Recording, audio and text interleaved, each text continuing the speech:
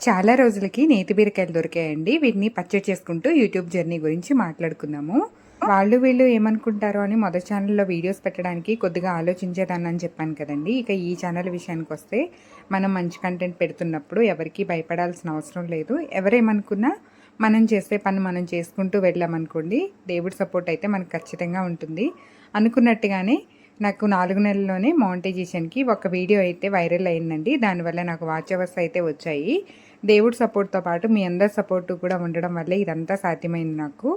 1 ఇయర్‌లో first payment కూడా అందుకున్నాను అంటే ఇదంతా మీ అందరి వల్లేనండి.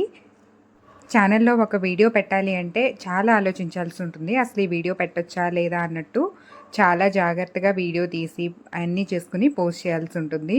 ఎక్కడ ఏ ప్రాబ్లమ్ వచ్చినా మళ్ళీ వెనక్కైతే తీసుకోలేమండి. ఛానల్‌ని ఎలా అంటే ఒక చంటి బిడ్డలాగా చూసుకోవాల్సొస్తుంది. ఇదంతా నాకు ఈ ఛానల్ స్టార్ట్ చేసిన తర్వాత చాలా విషయాలు తెలుసుకున్నాననమాట. యూట్యూబ్ ఛానల్‌ని రన్ చేయడం కూడా అంత ఈజీ ఏం కాదండి. చాలా కష్టపడాల్సి ఉంటుంది. బయటికి వెళ్ళి జాబ్ చేసేవాళ్ళు ఎంత కష్టపడతారో, ఇంట్లో ఉండి వీడియోస్ తీసుకుంటూ కూడా మేము అంతే కష్టపడతాము. వీడియో తీసినంత మాత్రాన అయిపోదు కదండీ! దాన్ని ఎడిట్ చేసుకోవడం, థంబ్‌నెయిల్స్ చేసుకోవడం, వాయిస్ ఇవ్వడం ఎంత ఆలోచించాల్సి ఉంటుందో ఒక్కసారి ఆలోచించండి. కాకపోతే 24 గంటలు ఫోన్ పట్టుకుని ఉంటాం కాబట్టి చూసేవాళ్ళకి అస్తమానం ఫోన్ పట్టుకునే కూర్చుంటుందని ఒక మాట అయితే ఈజీగా అనేస్తారు. కానీ ఆ కష్టం తెలిసిన వాళ్ళకే అర్థమవుతుంది.